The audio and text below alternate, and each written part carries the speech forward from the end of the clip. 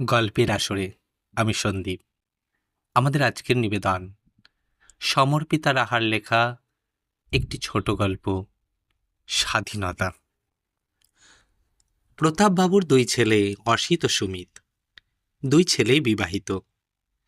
প্রতাপবাবুর স্ত্রী প্রচণ্ড রাগী। তিনি সংসারে যা করবে সেটাই ঠিক। কিন্তু বৌমারা আধুনিকা, লেখাপড়া জানে। কিন্তু তার অভিমত বৌমারা চাকরি করতে পারবে না। ছোট ছেলে বিটেক ইঞ্জিনিয়ার, তার বউ পলিটেকনিক ইঞ্জিনিয়ার। নিজেরা পছন্দ করে বিয়ে করেছে। শ্বশুরবাড়ি এসে চাকরি বন্ধ।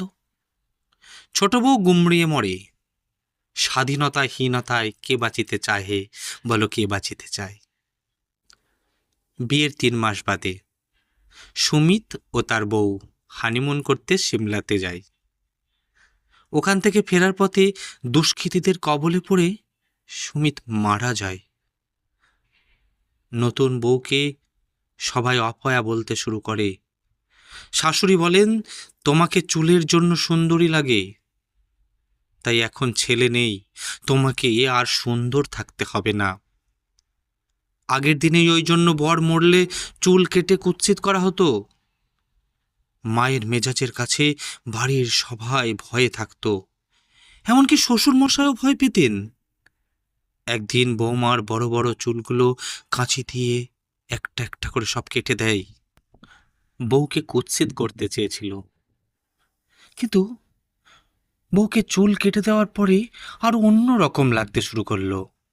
আসলে আসলে বৌমা খুবই সুন্দরী। সবাই বলতে লাগলো বউকে চাকুরি করতে দিতে। শ্বশুরও বলেন, ওকে ছেড়ে দাও, চাকুরি করুক, ও মুক্ত বিহঙ্গের মতো উড়ুক। সবে 25 বছর বয়স ওর, কে শোনে কার কথা। এদিকে নিজে মহিলা হয়ে আরেক নারীর কষ্ট বুঝবেন না, এদিকে নিজে নারী কল্যাণ সমিতির আবার সদস্যা। বৌমার পরনে সাদা শাড়ি দেখলে খুব খুশি হন উনি। তার ছেলে নেই, তার বৌমা সব নিয়ম পালন করবে। খাবার সবাই আমিষ খাবে, তাতে আপত্তি নেই। ছোট বউ বড় যাকে ভাসুরের সঙ্গে দেখলে কষ্ট পায়। শ্বশুরমশাই শাশুড়ির সাথে পারেন না, উনিও বলতেন ওকে মুক্তি দিয়ে দাও, বৌমাদের স্বাধীনতা দাও, চাকুরি করতে দাও, যুগ পাল্টে গেছে। ছোট বউ ঘরে বন্দি থাকলে মারা পড়বে, ওদিকে বাড়িতে ফিরে যাবে সেটাও অসম্ভব, কারণ সৎমার অত্যাচার হারও বেশি। শাশুড়ি বলেন, বউ কি পাখি, খাঁচা খুলে দেব, সে মুক্ত হয়ে যাবে? না, ও চাকুরি করবে না, আমাদের টাকায় খাবে, কে কাকে বোঝাবে।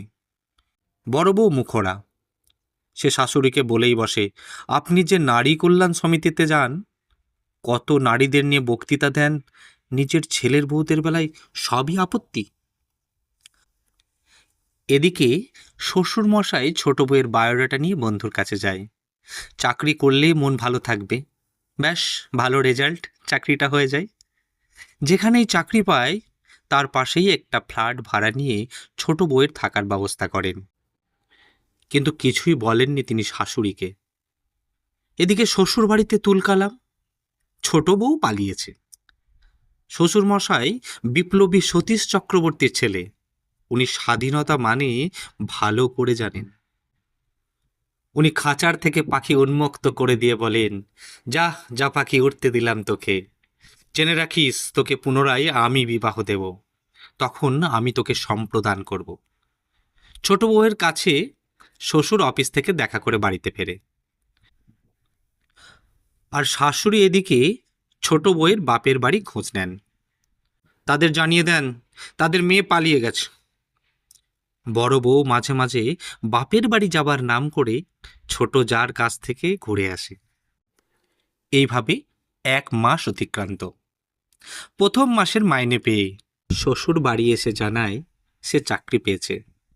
শাশুড়ি বলেন, তুমি চলে গেলে আমাদের বলে যেতে পারতে, আমি এই 1 মাস লজ্জায় নারী কল্যাণ সমিতিতে যেতে পারিনি।